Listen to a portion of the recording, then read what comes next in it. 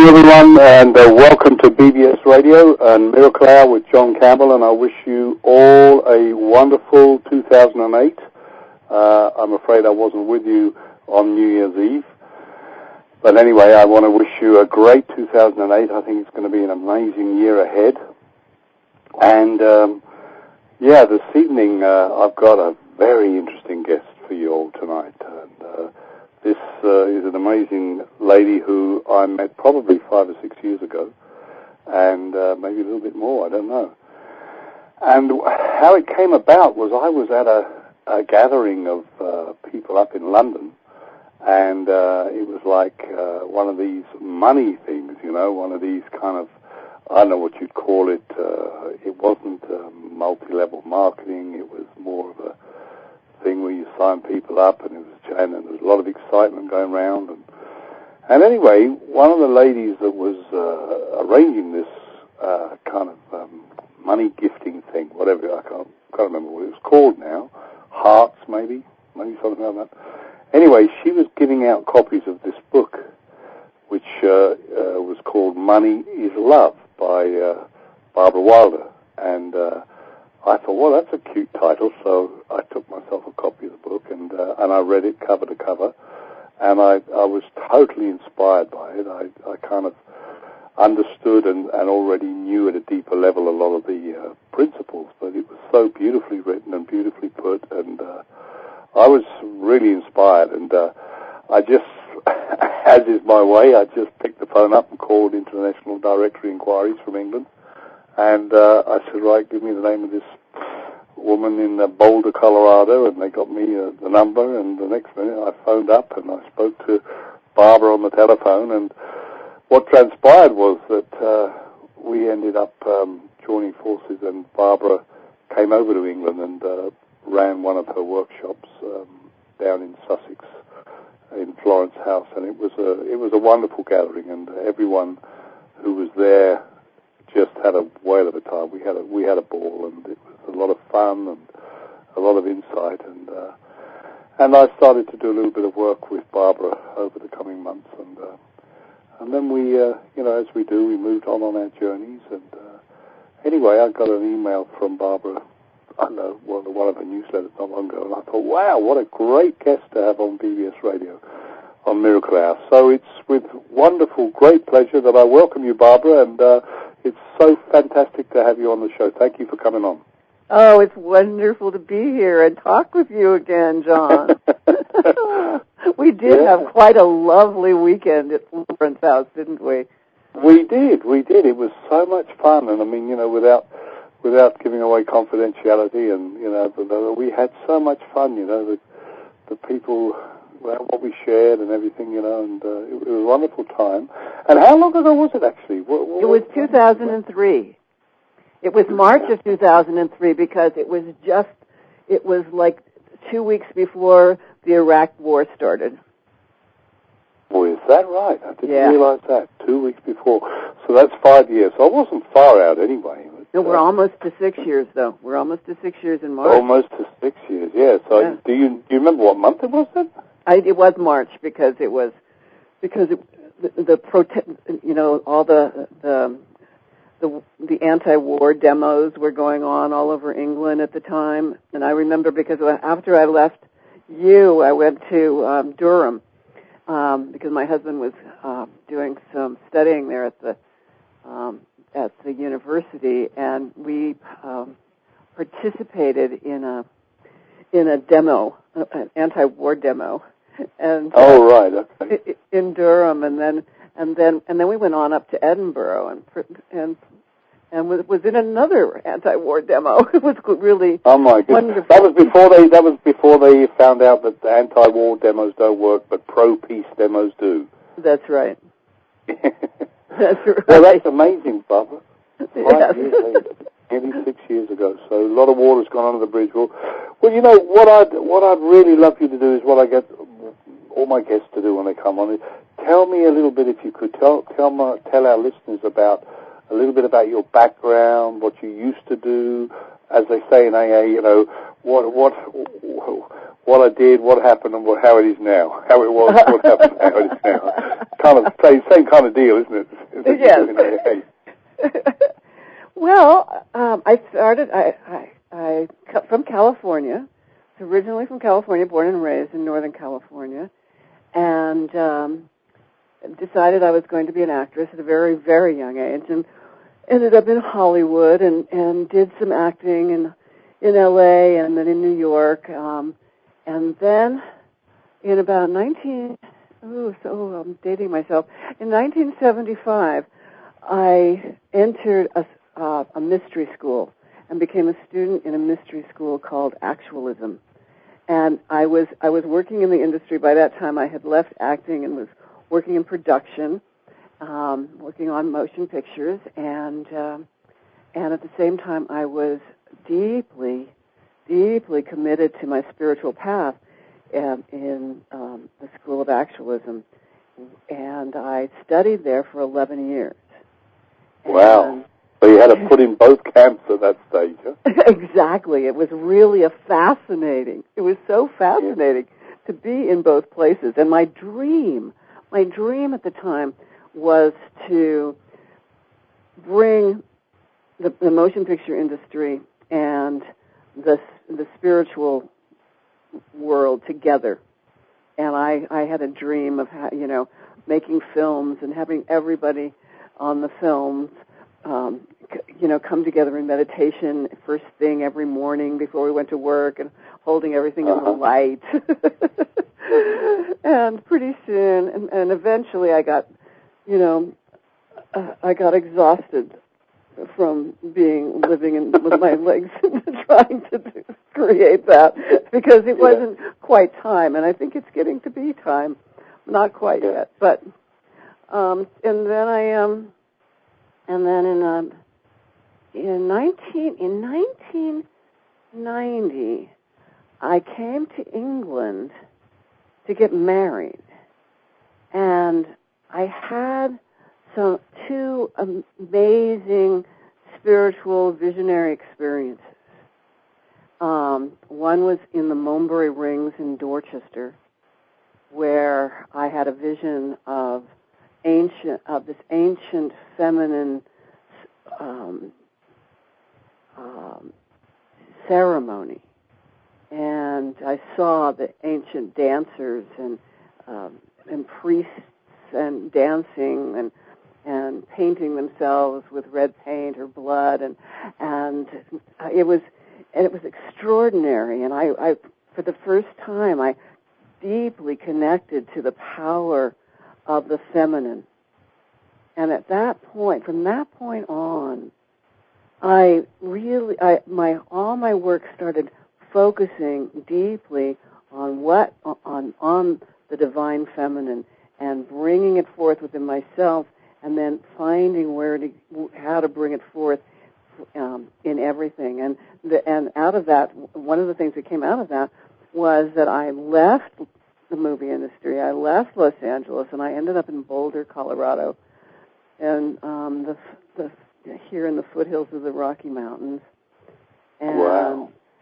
I began my teaching and healing practices and writing my books, and everything shifted from that point. And when I finally wrote Money is Love, reconnecting to the sacred origins of money, it was because I had reached this deeper understanding of the divine feminine, and how we have to reconnect everything to the divine feminine, so that we can find balance between the divine feminine and the divine masculine. And once we have balance, then everything flows. Right. So that's where I am now, and I've written another book called Embracing Your Power, Woman, 11 Steps to Coming of Age at Midlife, which is a spiritual adventure book, and it's a course, actually, that is for midlife women and older to learn how to find their true power, their true feminine power, and then step out into the world as leaders, because we need some new and inspired leadership in the world right now. Right. So when you actually, it was Los Angeles that you were living with at the time, was it?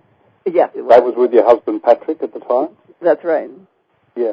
So was that the time when you just awoke one morning and said you had messages that you had to move and you didn't know where you were going and you just hit the road? That's right. and I remember that. Yeah, I remember that story so well.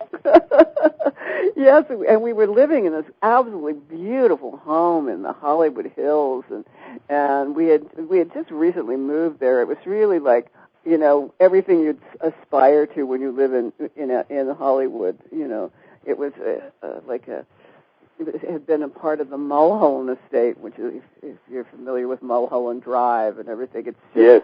Yeah.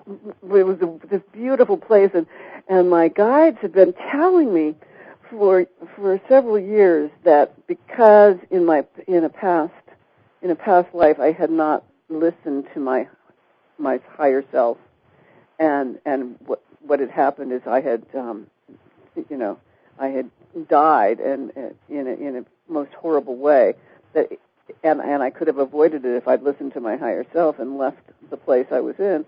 My higher self and my guides were saying, now, one of these days, we're going to tell you that it's time to leave, and you have to leave, or because you've got to learn and grow this lifetime. And so it was the day after the 1994 earthquake, and I was standing in the shower, and the earth was, shaking about every 20 minutes. And my guides came and said, now is the time to leave. And I called my husband into the bathroom, and I said, it's time to leave. We have to go now. And he was in such shock from the earthquake. I wasn't as bothered because I grew up in California, but he was in deep shock. I was fine. So he said, okay, whatever you want to do. And so my guides told me we had to leave at 6, and it was 2 o'clock in the afternoon at the time.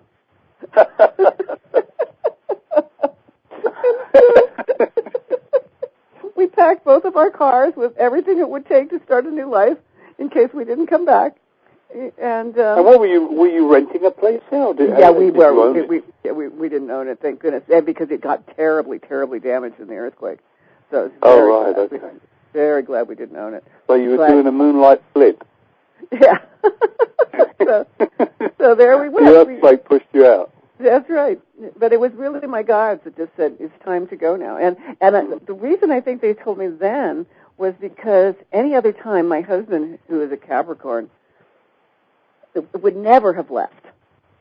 He would never have left. And they had told me that I would have to leave no matter what my family wanted. So, so it was interesting that he was in this state of shock, so he came. And they didn't tell you where to go. That was the part I loved about the story. They just told you to hit the road, didn't they? That's right. They'll let you know when you'd got to where you were going. Right. Actually, what happened is we drove that night directly to Arizona, where Patrick's parents lived, and stayed there. And then the next day, I opened the atlas of the road atlas, and I looked at the whole country, and I just said, "Okay, where are we going?" And all of a sudden, I was just staring at the map. I had no idea where we're going, and where the little star was on the map for Denver, it's turned into like a blinking light. It was like a blinking red light. Wow. And I went, I guess we're going to Denver. And then we got to Denver, and I didn't like Denver. And our friends we were staying with said, it's okay, Barbara, you want Boulder. And we drove up here to Boulder, and I went, oh, yes. Because Boulder is very, very different. So that's the story of how I got to Boulder. And, of course, we gave up everything. We left, our careers and everything and just came here and, we're... I mean, that's amazing, amazing trust. And, I've heard one or two other people, similar type of stories, I mean, Shirley MacLaine's story is very interesting. I'm sure you're familiar with that one. Mm-hmm. But I think that takes an amazing amount of trust, And I think the thing that I've struggled with up until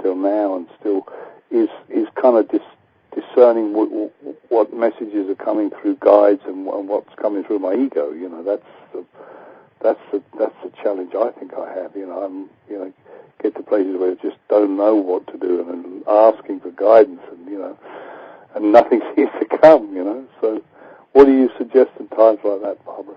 Well, sometimes we're not supposed to. We're supposed to just sit still. And when we think we're supposed to get answers, sometimes we're not supposed to get any. The answer is just to be, and to be at peace with exactly where we are, and allow the direction to come. It's like you can't push the river. Sometimes they're just not going to tell us. And what they're telling us by not, or they, and mostly I mean our higher self. I really, we do have other guides and stuff, but it's really our inner self, our inner teacher. Self. Yeah. The one, the all-knowing, the one that knows the full picture. Exactly. I guess this is what would be referred to in the Course in Miracles as the Holy Spirit. Yes. And in my work, we call it either the teacher knower or the immortal being of light that we are. Yeah. And this is the one that knows the whole picture, right? That's right. Right. That knows exactly what we came here in this lifetime to do, and what we've done in all of our past lifetimes, and what the plan is, what the bigger plan for our soul's purpose is, over the whole big picture of eternity, and for the picture for this lifetime. And am I right in thinking that will always guide us to what's going to be in everyone's best interest, highest interest? That's correct. Because all the beings of light, all the great beings of light, for all of humanity, are all working together on that higher level. Mm. So that when we tune in and we ask, always we must ask, what is the best for all concerned? Show me what is the best for all concerned, and that gets the ego out of the way. Mm. Because and we can't know. Only the ego thinks it can know what is best for all concerned. but that's not true. As in our personality selves, we cannot know what is best for all concerned. But our higher self is talking to all the other higher selves, and they do know what's best for all concerned. Yes, so that would explain then. So presumably that means that we might be thinking that it's in the best interest of all if somebody, one of our family or loved ones, we're helping them, but maybe their higher self needs them not to have help. Or is that the kind of thing you're talking about? Yes, exactly. That's so good. Are you familiar with the Carlos Castaneda books? I've never actually read any, but I'm aware of them, and Wayne Dyer refers to him a lot. He was one of his teachers, wasn't he? Yes. And so, Carlos' teacher was a shaman named Don Juan. Oh, yes.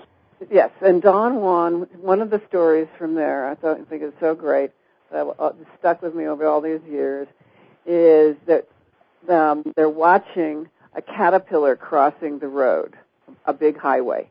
And the caterpillar is crossing. It takes such a long time, and it's so slow. And all of a sudden, a great big, semi-truck is heading down the road, and it's most definitely going to crush the caterpillar. Right. And Don Juan rushes out into the road to grab the caterpillar, and Don Juan stops him and says, the caterpillar has taken this long to get across the road. If you pick him up and save him, he's got to start back on the far side of the road and come here again. If you leave him where he is, his next carnation, he'll start right here and go forward. So when we're always trying to so when we want to step in and save somebody, a lot of times we have to step back and let them learn, let them do their life learning. Yeah. Yes, that's a really tough one, isn't it? Yeah, sure is. Sure is. That is a really tough. Yeah. Especially with our kids. Sorry? Especially with our kids. I mean, of course, we have to protect them, from bodily harm and from any psychological, abuse or anything while they're children. But once they get grown up, we have to. That's the hardest thing I found. Was to how many children back do you have, and let Barbara? him do it. Huh? How many children do you have? I only have one. You have one, and I have one grown son. Yes. Yeah. And have you found that difficult? It's been so difficult. It's been so difficult, especially because I'm a spiritual teacher and I'm an intuitive and an empath, and I can see, a lot of the times I can see exactly what's deeply right for him, Yeah. Yeah. But a few years ago, he found a mentor, a spiritual teacher that he could go to, and I went, oh, good. Yeah. You go to her, and when he'd call up and say, what am I going to do about this? I'd say, call Susan. Yeah, that's right. Well, isn't that the truth, though, Barbara? The one thing I've learned is that, I think, Jesus said that as well. You can't teach in your own family, and a teacher can't teach in his own town, even. Mm-hmm, that's right. And I think that's so true. I think that's one of the truths of this spiritual journey. But like you said, it is difficult, and I think that especially if you see them heading for pain, and I remember I'm trying to remember. I went to see a shamanic teacher healer down in Colorado, I guess, somewhere. Where was that? I think I probably told you about Dawn Eagle Woman. Did I tell you about Dawn? Oh, yes, I remember, yes. Where is she? She's in... was it? I'm trying to remember where you told me she was. Maybe Wyoming. Yeah, okay, Laramie. Laramie is... Yes, that's Wyoming, right. Yeah, around that area. Oh, anyway. Look at how I've got a mind like a steel trap. I think. Yeah, yeah, that's right. And I remember she said to me one day, John, your children will demand the right to their pain, and you better not interfere with them having it. Yeah. And that was a very, very wise, phrase in the way, and I'd kind of chewed it around my head for a while, and I really got the understanding and the wisdom of that, but it's so tough, like you said, it's so tough. Oh, so tough. I think it comes back to that thing, Barbara, is that our only job is to heal ourselves. That's right. That is so right. The more we heal, the more we heal ourselves, then we just become, we just emanate that healing out, and that helps the entire world, because it's just a vibration that's coming. A healed person, everything that's healthy vibrates healthy, and that helps the whole planet vibrate health in a more healthy way. Yeah. Now, so let's talk a little bit, if we may. I'd love you to explain to our listeners about this Money is Love, because, I remember reading the book and being totally blown away and understanding a lot of it, but, it was in pretty early days of my understanding the power of thought and all the rest of it, Mm-hmm. But I have to tell you, I still have not won that lottery, Barbara, and it has been the biggest challenge, because with our very personal things we shared on the workshop and that, that my money earning, revenue earning business was not the most kosher in the world when I was in the oil industry and that. And since that time, it's like, my goodness me, it has been the biggest up until now. I have to put that in, because I always want to be open to changing it, but it has been the biggest challenge I've had is trying to live in the spiritual and, get plenty of the green stuff as well. So yes. Tell us a little bit about well, this. And you know, I think a lot of people, I think when I listen to people who are on the spiritual, have woken up, committed to the spiritual path, I think this is not an unusual situation. I think it's probably one of the biggest challenges and that's facing people who are committed to a spiritual path. Well, it is, and one of the reasons for that is that over the past 2,000 years in Western culture and 2,500 years in Eastern culture, starting with Buddha in the East and Christ I don't actually mean Buddha and Christ, but I mean the religions that came from them. Right. But there's been this idea, and we've been holding, and it was part of what we needed to learn, was that to be spiritual, and to be living a spiritual life meant you lived a life of poverty. And the impoverished monks and the impoverished, and on both sides of the world, and and the beggars with the rice bowls in the East, and that was because we had moved into an era where we had disconnected, and this was all right because we needed to. Because everything is in evolution. We had disconnected from the spirituality that was connected to the earth. And we had moved into spirituality that was connected with the heavens. And we had moved from the goddess, moved our focus from the goddess in the earth, which is the abundance of all, where everything comes from the earth and from the and we had put it all up into the heavens, and when we disconnected there, we suddenly lost the connection of the spirituality of all that the beautiful, magnanimous earth has to offer us, and we went through this 2,500 year period of poverty, if you were spiritual. So then, having money sort of moved into the place, and which you were party to, and many others, of getting money came from not the spiritual life. Getting money, if you were not connected to the heavens and suffering, then you had to get money somehow, and so a lot of getting money came from either struggling and working hard and nose to the grindstone and killing yourself to get money, or being in crime.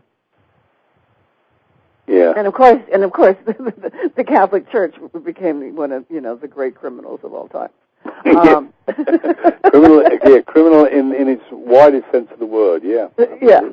And so now, as we're moving back into, or not back, but forward into this new era of spirituality, we're starting to reconnect with the earth and with the spirit of the earth. And the spirit of the earth is very feminine. And what is the feminine is the nurturer, right? The feminine is what nurtures, and nurturing means taking care of, giving all that's needed for life on the earth. But it's a new way. It's our new way, and we have to shift our mindset from, from this idea, because we created this idea. The whole human race, collective consciousness, decided that there was only a certain amount of money, and that everybody had to fight to get their little piece of it. which of course is all creates great separation, and it causes war, it causes anger, it causes all kinds of low frequency feelings and experiences in the world. I mean, look at the Iraq War as a perfect example, because it's all based on, some people wanting to get all of the money from the oil and other people, not wanting to give it. Yeah, sure. And so we get in, so we have to get out of that, old mindset, we have to start to understand that that money isn't finite. That there isn't just this one little pile of money that we all have to fight for, because all money really is energy. Yeah. And energy is limitless. And it's just our limited way of thinking that we created this idea that money is scarce. Yeah. And if we can change our mindset, and to do this, on the front cover of the book, and it's not written in the book because I didn't understand this until I created the cover of the book. And of course, but the front cover of the book is a beautiful picture of the Chinese goddess Kuan Yin, who is the goddess of compassion. And she's holding a Chinese coin close to her heart. And what that picture represents is that she's taking the money out of the world and into her heart of compassion, and transforming it into compassion and bringing it back out into the world. Yeah. And as we bring compassion to ourselves and compassion into our money at the same time, and then give it back into the world, we become that goddess.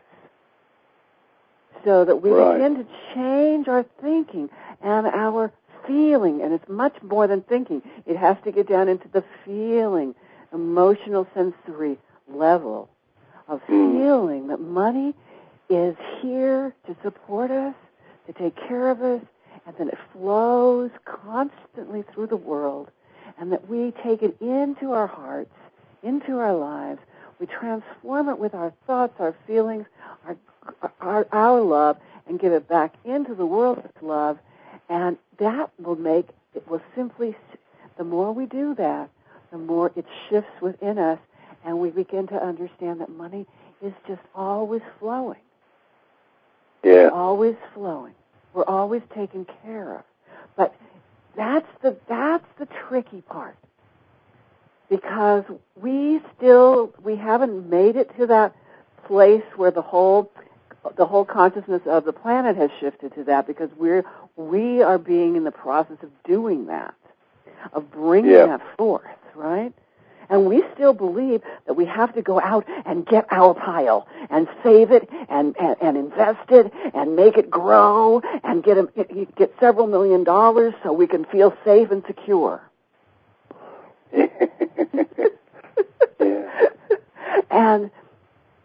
And that's the old paradigm.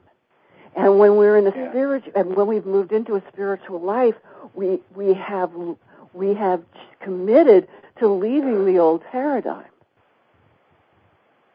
And that means we're going to have to move up into this trust and new belief system that there is enough for us and for everyone, and that we have to trust that it keeps flowing in and through our lives, and we are always taken care of as exactly the way our higher self wants to take care of us. And that okay. So here I want to come in and ask a question, and I want to get a clarification. Sure. This is great stuff, and I just wanted to say if any of our listeners want to call in and speak to Barbara, please do so. The numbers are there, right there on the screen. On your internet, you can call in and ask Barbara anything you'd like, or myself. So I'd just like to see if there's anybody out there that wants to come in and ask you anything. And while they're calling in, I'll just ask this question, Barbara. If that's the case, then, do you believe that it could be, for example, that that our higher self, in some cases, deemed that in this lifetime that somebody, has to be, in poverty?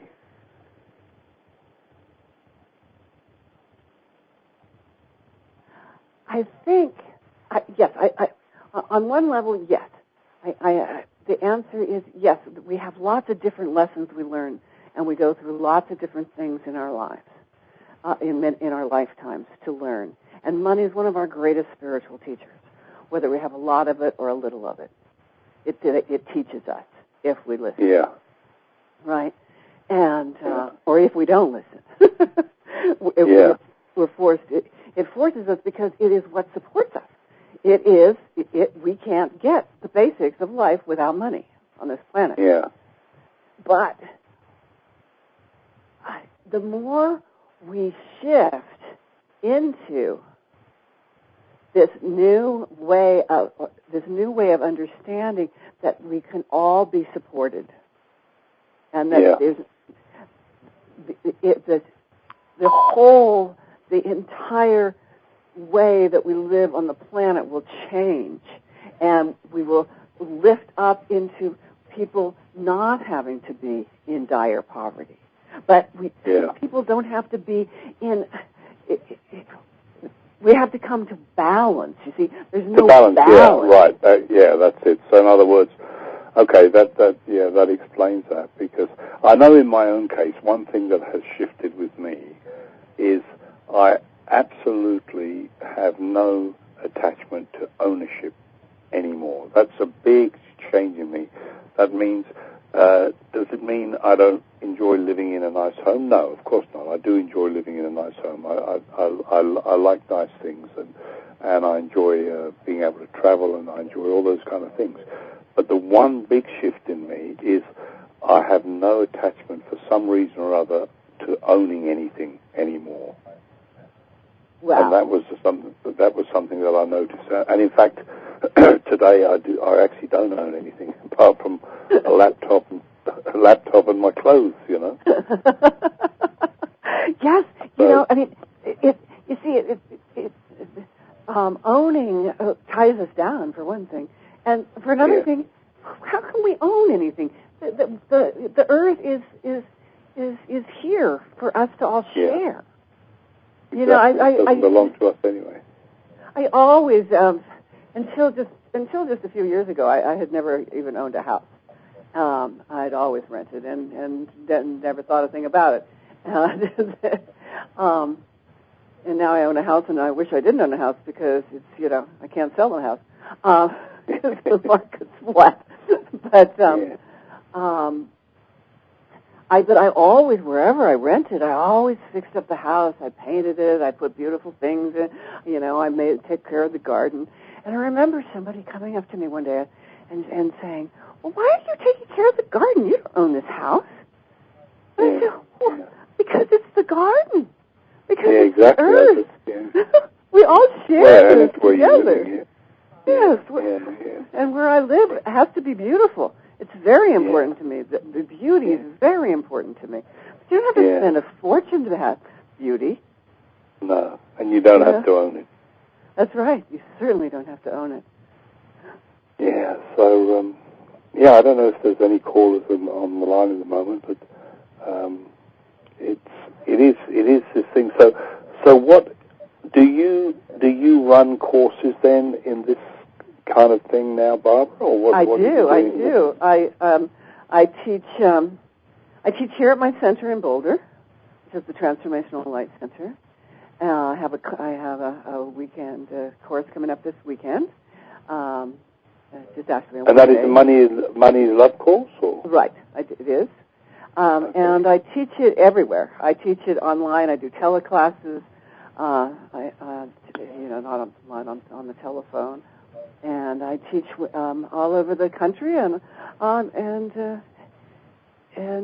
just recently started working with a student in Nepal and I'm going to bring him here, and then I'll be going back there after. You haven't quite got into the White House yet, right? I've not got into the White House. Maybe if Hillary gets in, you'll get in there. Yes, I think so. But you know what's interesting? What I find interesting, and I'd like to explore this with you, because I think when we spoke earlier that you mentioned... I heard somebody did I hear another voice just then? John, it's Esther on the line here. Oh, hi, Esther.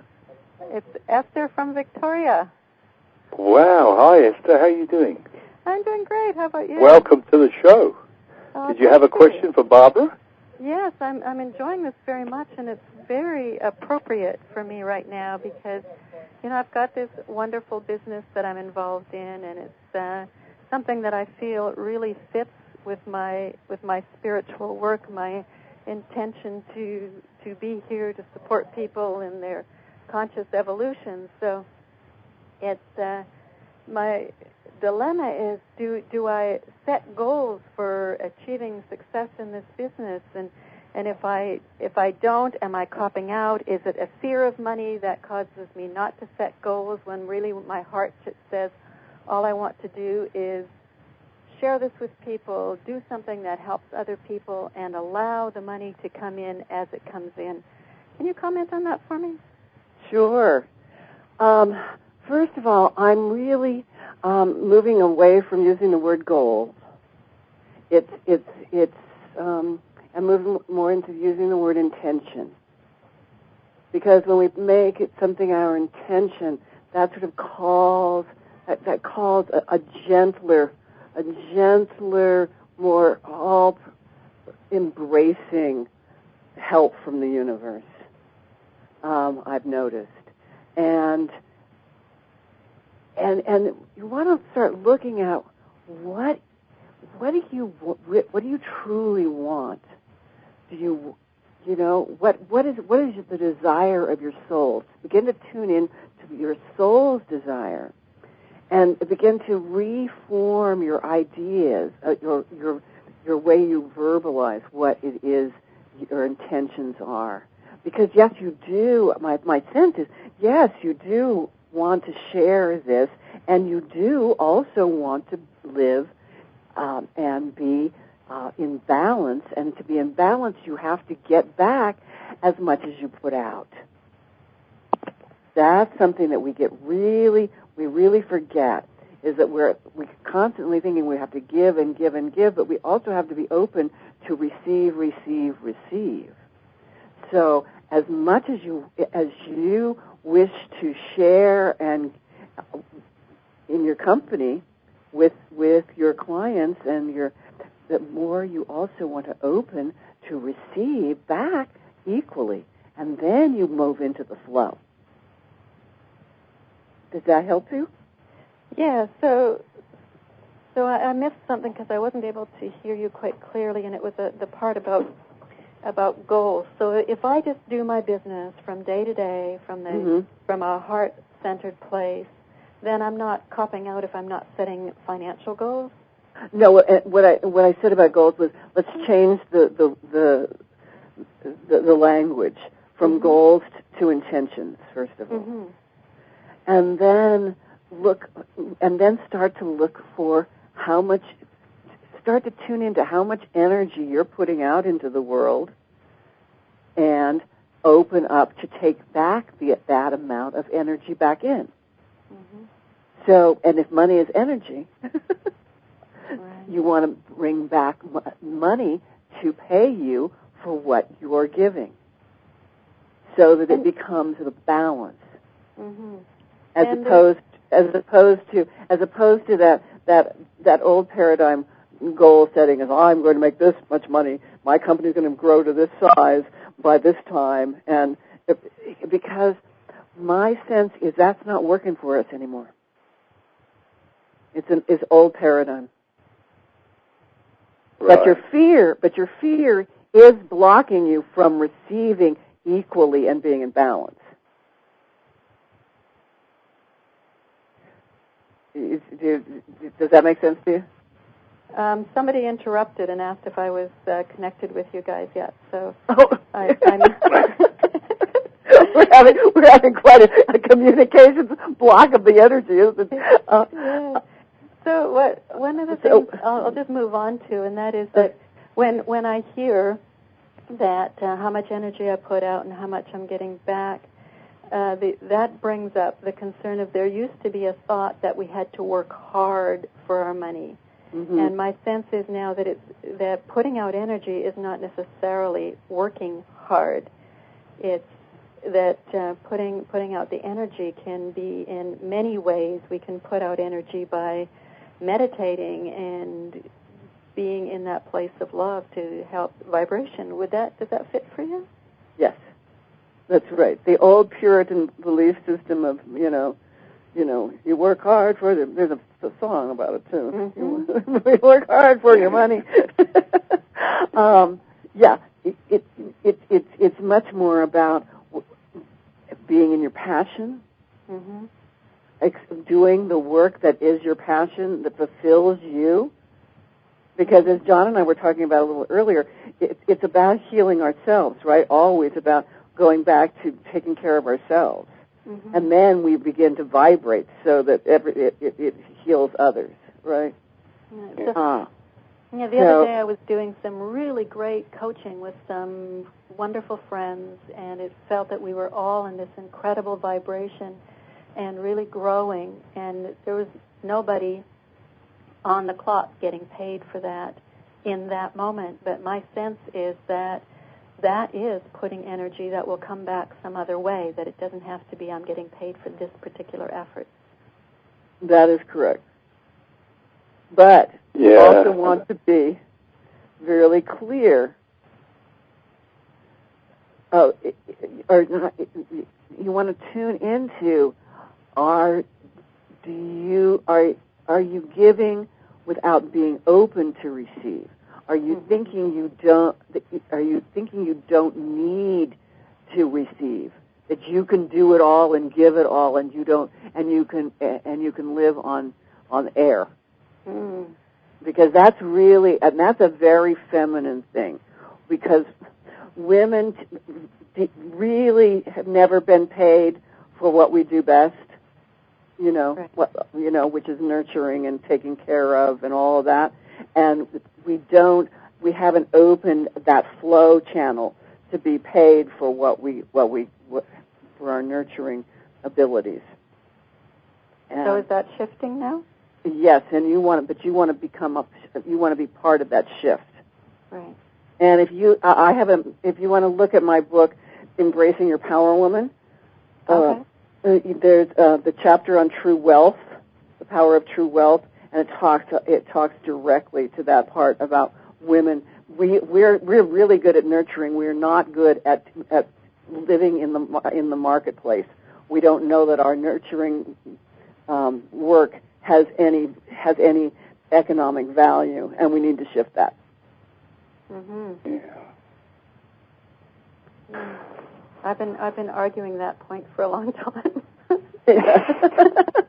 My husband sold life insurance, and he would say to this couple, well, you need to have this much life insurance because if your wife dies, it's going to cost you this much to raise your family. And I said to him, well, does that not tell you what my economic value is?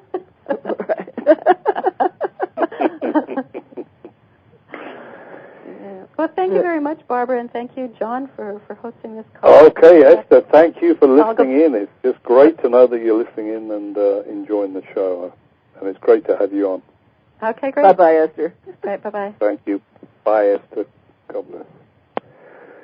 Well, that was a beautiful surprise, Barbara. This is a woman who my wife Mary and I worked with on a spiritual retreat center in Bowen Island off the west coast of Vancouver. So it's great to know that people are tuning in. I think, if I remember rightly, I gave her a copy of the book because I had a whole bunch of them, So that was great. She called in.